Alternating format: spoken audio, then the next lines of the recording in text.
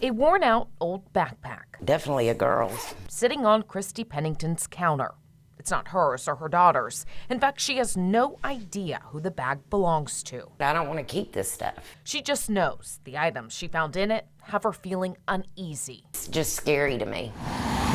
It all started June 29th, right there in that parking spot on Front Street. That's where Pennington's husband parked his 2005 red Chevy Silverado truck. My husband went outside to go to work and was gone.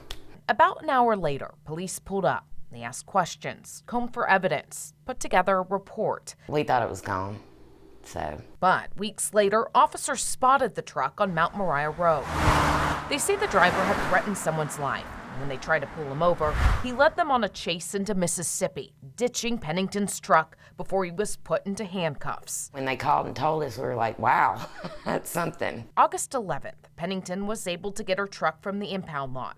She showed us these pictures of what it looked like. Ram had been slapped on the back of it, the bed full of tires and dirty tools. None of it belonged to her. Inside was even worse, piles and piles of stuff. Pennington said right away her husband started sifting through it. He found several bags. One of them was just like a bunch of junk,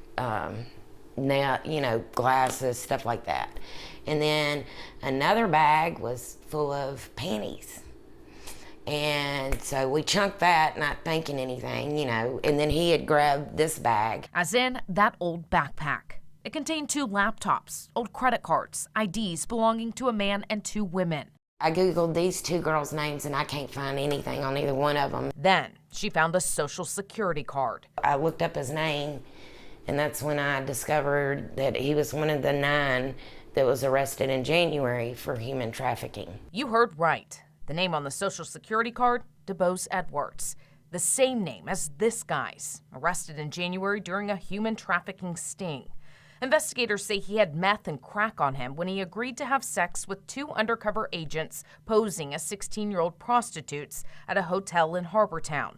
Pennington thought police would want to know about the items she found. That's when I called the policeman that did the report and everything. He was like, our investigation's done. We don't need anything you can do with what you want. She also called the district attorney's office, but says the woman who answered the phone wasn't interested either. I was like, okay. It's weird to me, but okay.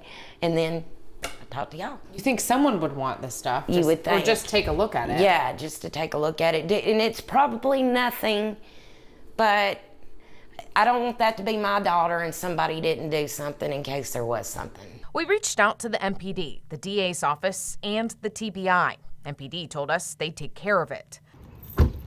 Officers asked Pennington to bring the items to the North Main precinct. We were there as she gladly carried the backpack right into the station. I went inside with Pennington and was there when she handed over the backpack to an officer. He went through it and found a tiny needle inside. He assured her that he would hand it over to sex crime investigators who would then take a look at it to see if any of it is possible evidence. Pennington says she'll continue to go through the mess and wishes she hadn't thrown things away before realizing not everything in the truck is trash. MPD says their officers went through everything in the truck and took inventory. They say they found meth and tagged saws and tools believed to be stolen. They told us they won't remove items from a vehicle in case they belong to the owner. They asked that people call the detective back if they find anything suspicious. But that's what Pennington tried to do. We don't know why officers didn't want these items at first. She now feels better. Police are taking a second look. And let them do with it what they want. I don't want to be responsible for any of it. Jessica Gertler, WREG, News Channel 3.